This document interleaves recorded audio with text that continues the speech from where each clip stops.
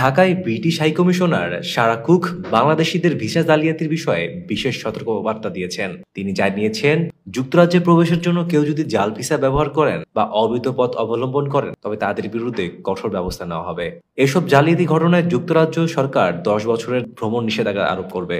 মঙ্গলবার দুপুরে ঢাকায় ব্রিটিশ হাইকমিশন এক বিবৃতিতে জানায়, ভিসা জালিয়াতি দমনে যুক্তরাজ্য কঠোর অবস্থান নিয়েছে। বিবৃতিতে হাইকমিশনার বলেন, ভিসা জালিয়াতিতে সাধারণ মানুষের স্বপ্ন এবং পরিবারের ভবিষ্যৎ ধ্বংস করে দেয়। তিনি আরো বলেন, এই ধরনের অপরাধে সম্পৃক্ত দালাল ও সহায়তাকারীরা মানুষের উন্নত জীবনের আশাকে পুঁজি করে প্রতারণায় এবং তাদের গুরুতর ঝুঁকির মধ্যে ফেলেন। সারা কুক স্পষ্ট করে জানান, যুক্তরাজ্য শুধুমাত্র সরকারি চ্যানেলের মাধ্যমে করা বৈধ ভিসা আবেদনকে স্বাগত জানায়, তবে যারা জালিয়াতি করেন তাদের কঠোর পরিণতি ভোগ করতে হবে।